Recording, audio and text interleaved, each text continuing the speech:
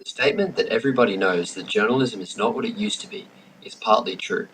We are in a transition period where traditional news outlets like TV news and newspapers are mostly just like they used to be, while others are embracing the virtues of entertainment and audience contribution.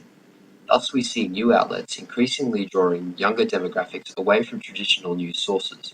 The popular narrative of decline of journalism has its roots here, as people are naturally suspicious of a new source of news. Here we will focus on the two most important of Harrington's four indicators of the health of journalism: its ability to critically interrogate the other estates, and its connection with its audience. The emergence of news in an entertaining format frees journalism from the constraints of objectivity and allows simultaneously engaging and entertaining debate. Programs like The Daily Show and The Chaser's War on Everything often provide in-depth analysis that traditional news outlets lack. Gray points out on flowtv.org that when a politician directly contradicts their words of a year ago, 9 times out of 10 it is The Daily Show that captures it, the network news's own archival staff clearly asleep and ineffectual.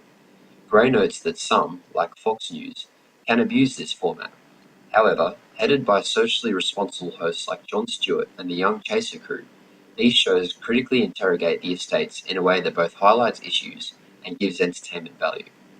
The rise of citizen journalism has changed the role of the audience from a passive receiver of information to a participant in the production of news. Current TV is an example of this transition, a news channel created for young people by young people.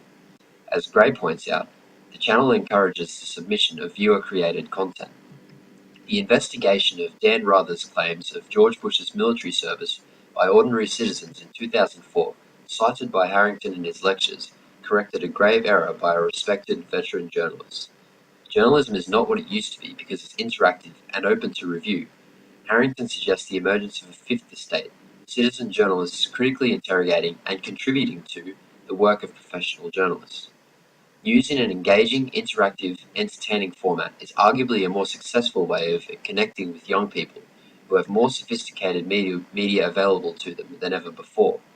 Bindage cites the fact that in 2002, only 19% of 23 to 27-year-olds read newspapers every day, and ultimately concludes that our democracy is in big, big trouble.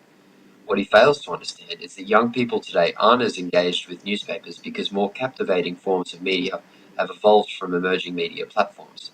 Their attention has shifted not away from news, merely newspapers. New news discards the jargon and assumes knowledge that alienates so many young people from traditional media, and thus helps respond to Fisk's demands that our television news make the events of the world popular.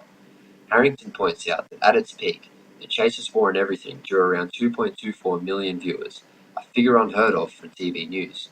Journalism is not what it used to be because the audience can now question, contribute to, and be entertained by it, as well as witness critical analysis of events. This is good for society and good for journalism, and that it must be more vigilant than ever in upholding standards of good reporting. Thanks for listening.